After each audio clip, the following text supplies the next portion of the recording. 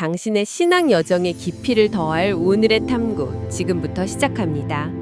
저희가 오늘 다룰 강병우 목사님의 로마서 8장 설교를 쭉 들어보니까요, 제 마음에 딱 와서 꽂히는 질문이 하나 있더라고요. 바로 당신의 생각은 지금 어디에 속해 있습니까? 라는 질문이었습니다. 오늘 바로 이 질문에서 출발해서요, 우리 삶을 실제로 움직이는 그 보이지 않는 힘에 대해 한번 깊이 들어가 보려고 합니다. 정말 좋은 시작점입니다. 그 질문이 사실 우리 존재의 핵심을 관통하는 질문이거든요. 그렇죠. 이 설교가 우리 내면을 마치 두 개의 다른 운영체제, OS가 깔린 컴퓨터에 비유를 해요. 네, 운영체제요? 네, 하나는 육신이라는 아주 오래되고 버그가 많은 OS고요. 다른 하나는 하나님께서 선물로 주신 성령이라는 최신 OS죠. 오늘 대화는 단순히 어떤 행동을 하냐 안 하냐의 문제를 넘어서 지금 당신의 마음이 어떤 OS로 부팅되어서 움직이고 있는지 그걸 점검하는 시간이 될 겁니다. 그 운영체제라는 비유가 정말 확 와닿네요. 제 의지라는 소프트웨어만으로는 하나님의 뜻이라는 최신 앱을 도저히 실행시킬 수가 없다 이런 이야기처럼 들리기도 하고요. 맞습니다. 딱 그런 의미입니다. 좋습니다.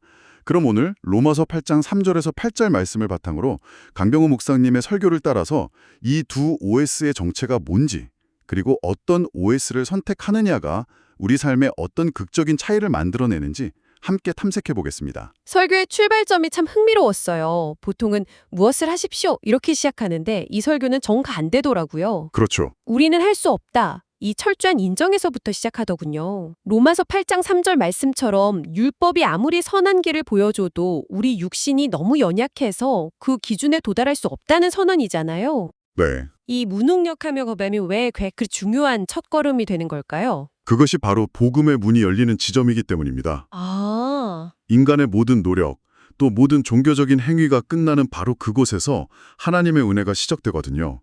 설교에서 말하는 율법의 한계라는 게 율법 자체에 문제가 있다는 뜻이 전혀 아니에요. 네네. 율법은 하나님의 거룩하심을 보여주는 완벽한 거울이죠. 문제는 그 거울 앞에 선 우리 모습이 죄로 너무 얼룩져 있다는 겁니다. 내 힘으로는 이 얼룩을 도저히 지울 수 없다는 그 절망, 바로 그 자리에서 우리가 비로소 구원자를 찾게 되는 거죠. 그러니까 내 힘으로 뭔가를 해보려는 시도를 완전히 포기할 때 비로소 하나님의 해결책이 보이기 시작한다. 이런 말씀이시군요. 정확합니다. 하나님께서는 우리가 할 수 없는 그것을 직접 해결하시려고 독생자 예수 그리스도를 이 땅에 보내셨습니다. 우리와 뚝같이 연약한 육신의 몸을 입고 오셔서 우리의 모든 죄를 대신 짊어지고 십자가에서 심판을 받으셨죠. 이 사건을 통해서 하나님은 죄의 권세를 완전히 깨트리시고 우리를 그 속박에서 해방시키신 겁니다. 이게 바로 하나님의 전적인 구원의 은혜죠. 전적인 은혜. 네, 인간의 공로는 정말 1%도 들어갈 수 없는 100% 하나님의 선물입니다. 그래서 설교에서 그토록 우리의 신분 자체가 근본적으로 바뀌었다는 점을 강조하는 거군요. 맞습니다. 더 이상 죄의 법 아래서 쩔쩔매는 노예가 아니라 성령을 따라 살아가는 하나님의 자녀가 되었다는 선포. 아까 말씀하신 그 운영체제 비유가 여기서 다시 나오는 거죠. 네, 바로 그 지점입니다. 예수 그리스도를 믿는 순간 우리 내면의 OS가 그 낡고 불안정하던 죄의 OS에서 완전히 새롭고 강력한 생명의 성령의 OS로 포맷되고 재설치된 겁니다. 포맷되고 재설치되었다. 네, 이전 OS에서는 하나님의 뜻이라는 프로그램을 설치하려고 해도 계속 충돌이 나고 실행이 안 됐어요. 하지만 이제 새로운 OS 안에서는 하나님의 뜻을 자연스럽게 이해하고 또 따를 수 있는 새로운 기능이 활성화된 거죠. 이 신분의 변화는 우리가 때로 넘어지고 실수하더라도 결코 취소되지 않는 영원하고 확고한 하나님의 약속입니다. 운영체제가 바뀌었다는 건 정말 놀라운 소식인데 사실 많은 경우에 우리는 여전히 그 예전 OS의 습관대로 살아가는 것 같아요. 막 버벅거리기도 하고 바이러스에 감염된 것처럼 엉뚱한 행동을 하기도 하고요. 이 새로운 생명의 OS가 우리 삶에서 실제로 작동하게 만드는 핵심 키는 그럼 무엇이라고 설교는 말하나요? 그 핵심 키가 바로 생각입니다. 생각. 네, 로마서 8장 5절부터 8절까지의 이 짧은 구절에 생각이라는 단어가 무려 4번이나 반복해서 나와요. 이건 결코 우연이 아니죠. 그렇겠네요. 우리의 모든 말과 행동, 또 삶의 방향을 결정하는 관제탑이 바로 우리의 생각이기 때문입니다. 그런데 여기서 말하는 생각이라는 게 우리가 보통 말하는 아이디어를 떠올린다 이런 단순한 지적 활동하고는 좀 다른 개념이라고요. 아, 네, 그거 정말 중요한 지적이세요. 여기서 사용된 헬라어 원어가 프로네마인데 이게 생각하다라는 동사가 아니라 생각 그 자체를 가리키는 명사거든요. 아, 명사요. 네, 그 의미가 마음의 근본적인 성향, 핵심 가치관, 열망이 향하는 방향 이런 것에 더 가깝습니다. 일시적으로 떠오르는 그런 잡념이 아니라 내 마음의 무게중심이 어디에 놓여 있는가, 내 마음이 기본적으로 어디에 세팅되어 있는가 이걸 묻는 단어예요. 아하. 그러니까 제 마음의 디폴트 값, 그 기본 설정 값이 무엇이냐는 질문이군요. 맞습니다. 아무것도 의식하지 않을 때 제 마음이 자연스럽게 흘러가는 곳, 가장 많이 머무는 곳, 그게 바로 저의 프로맥마라는 거네요. 바로 그겁니다. 그래서 설교가 우리에게 아주 실제적인 질문을 던지는 거죠. 당신은 하루 종일 주로 무엇을 생각하며 사십니까? 무엇이 당신의 마음을 설레게 하고 무엇이 당신을 잠 못 들게 하며 또 무엇이 당신을 기쁜 낙심에 빠지게 합니까?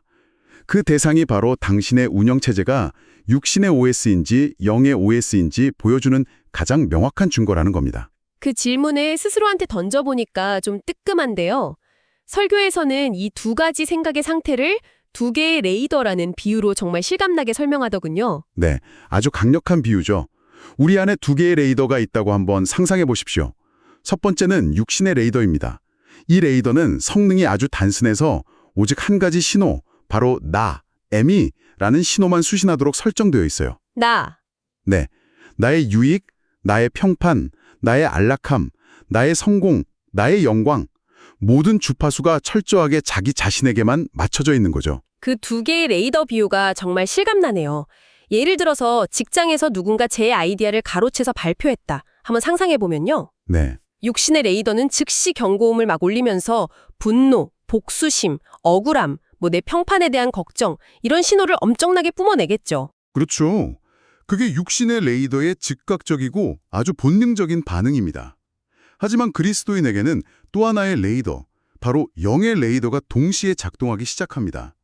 이 레이더는 전혀 다른 주파수를 찾아요. 하나님의 영광, 하나님의 뜻, 용서, 이웃을 향한 사랑, 겉은 주파수죠. 바로 그 순간 우리 내면에서는 두 레이더가 잡는 그 상반된 신호들 때문에 치열한 영적 전투가 벌어지는 겁니다. 우리가 겪는 내적 갈등의 실체가 바로 그거군요. 한쪽에서는 네가 어떻게 나한테 이럴 수 있어? 소리치고 다른 한쪽에서는 이 상황에서 예수님이라면 어떻게 하셨을까? 조용히 묻고 그 내적 싸움 말입니다. 맞습니다. 그리고 설교는 바로 그 불편함, 그 내적 갈등이 우리가 영적으로 살아있다는 증거라고 말해요. 영의 레이더가 위험 신호를 보내고 있기 때문에 마음이 불편한 것이고 바로 이 불편함이 우리를 회개와 각성으로 이끄는 성화의 과정인 셈이죠. 아하, 믿지 않는 사람에게는 오직 육신의 레이더 하나만 존재하기에 이런 영적 갈등 자체를 경험할 수가 없습니다.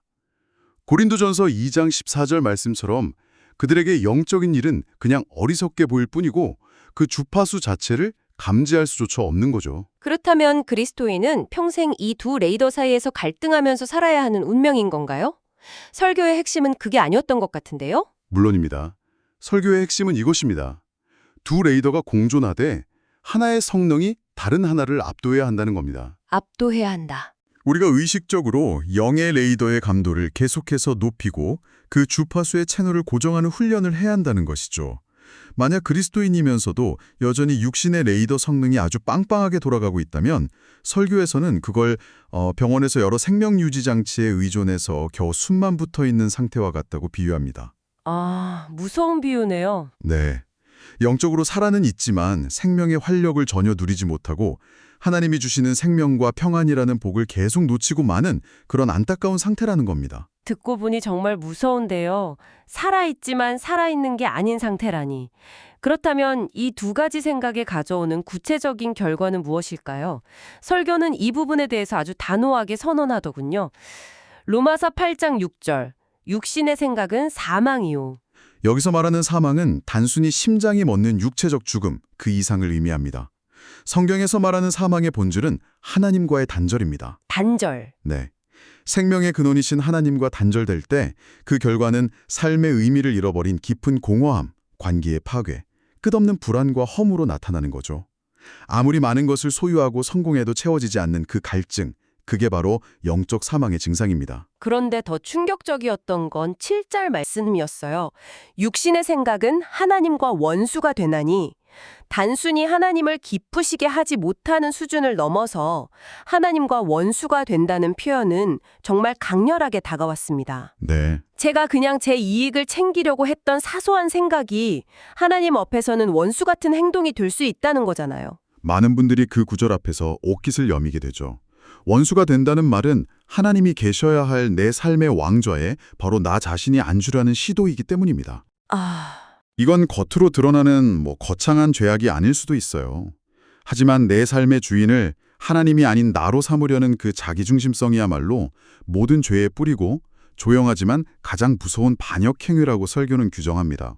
그 자기중심적인 반역의 결과가 사망이라면 반대편에는 어떤 약속이 있나요? 성경은 명확하게 선언합니다.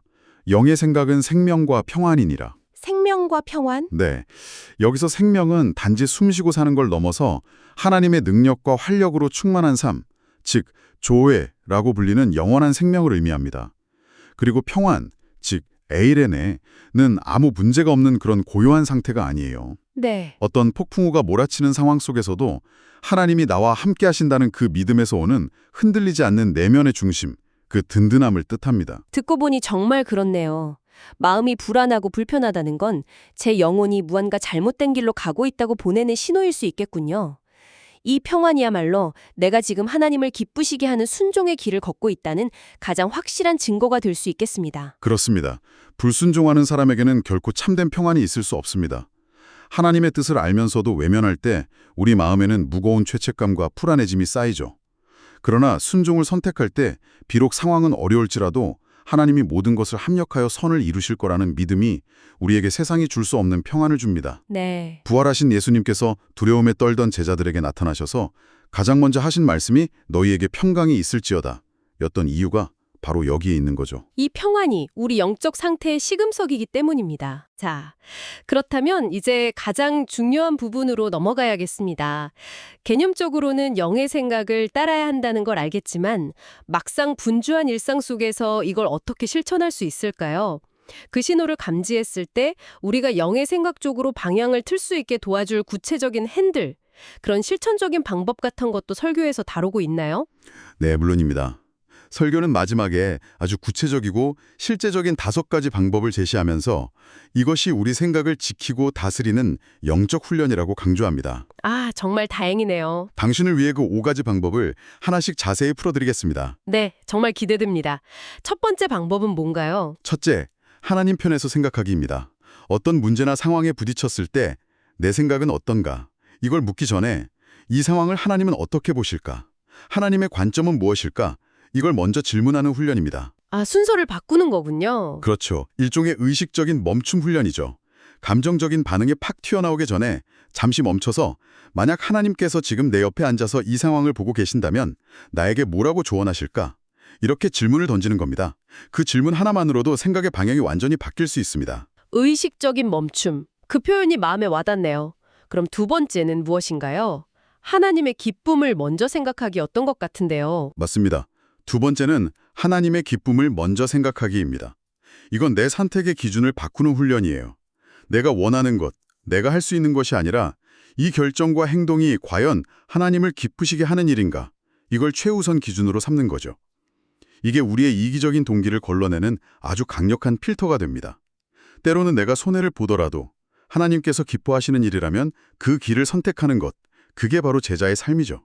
세 번째 팁은 생각의 방향을 분별하기였습니다. 이건 구체적으로 어떻게 하는 건가요? 좋은 생각처럼 보이는데 사실은 육신의 생각인 경우도 많을 것 같아서요. 아주 좋은 질문입니다. 그럴 때 분별하는 기준이 있어요.